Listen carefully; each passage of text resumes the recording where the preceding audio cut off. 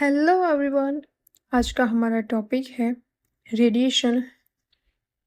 Topic start करने से पहले यूट्यूब चैनल प्लीज सब्सक्राइब कर लेना और अगर पसंद आए तो अपने फ्रेंड्स के साथ भी शेयर करना। Let's start the topic. Heat transfer by radiation is the process by which heat is transferred in the form of electromagnetic waves. Radiation में हीट एक जगह से दूसरी जगह वेव्स के फॉर्म में ट्रैवल करती है। इसमें डायरेक्ट टच या एयर की ज़रूरत नहीं होती, जैसे कि सन की हीट अर्थ तक वैक्यूम में भी पहुंचती है विदाउट रिक्वायरिंग एनी मटेरियल और मीडियम। रेडिएशन को हीट ट्रांसफर करने के लिए कोई मीडियम नहीं चाहिए। It can occur through vacuum goes और ट्रांसपोर्टेड मीडियम। रेडिएशन को हीट ट्रांसफर करने के लिए कोई मीडियम नहीं चाहिए। रेडिएशन वैक्यूम गैस से ट्रांसपेरेंट चीज़ों से भी पास हो सकता है, जैसे कि ग्लास विंडो से सनलाइट रूम में एंटर होती है। Radiation does not involve the motion of particles. इस प्रोसेस में पार्टिकल मूव नहीं करते, सिर्फ एनर्जी वेव्स के फॉर्म में ट्रैवल करती है। Mechanism of heat transfer by radiation. When a body is at a high temperature, it emits energy in the form of electromagnetic waves.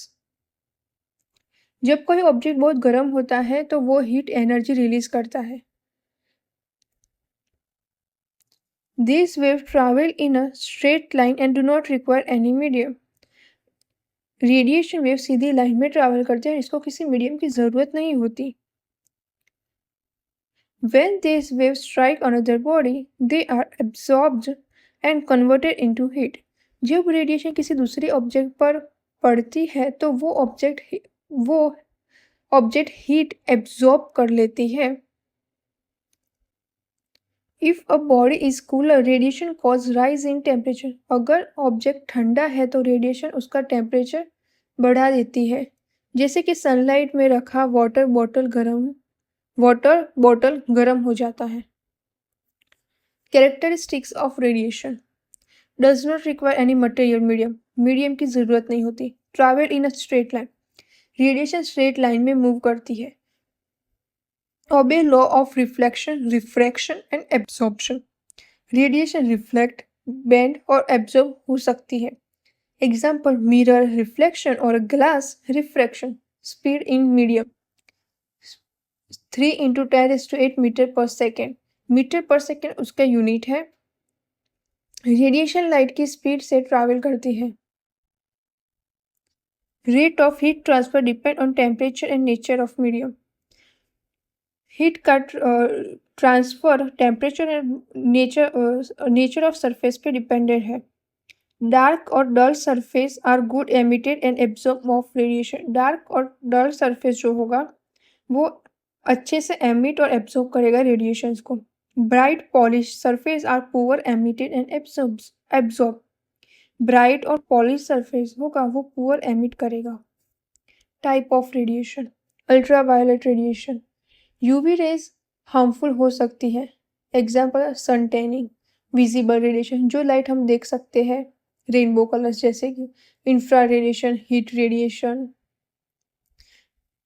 Law of radiation.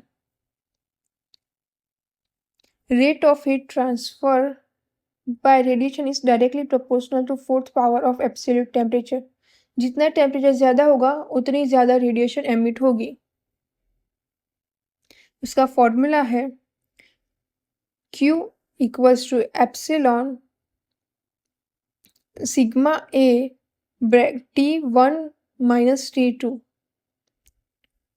Q equals to heat transfer rate, epsilon is emissivity, sigma is Stefan-Boltzmann constant, A equals to surface area, T1 is hot body temperature and T2 is cold body temperature. Important points.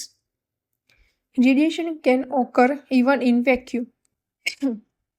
Vacuum में भी heat transfer possible है। No medium is required. Air water की need नहीं होती, किसी medium की ज़रूरत नहीं होती। Only mode of heat transfer in space में सिर्फ रेडिएशन ही पॉसिबल है। Dark surface are good absorber. Dark black surface heat जल्दी एब्जॉर्ब करती है।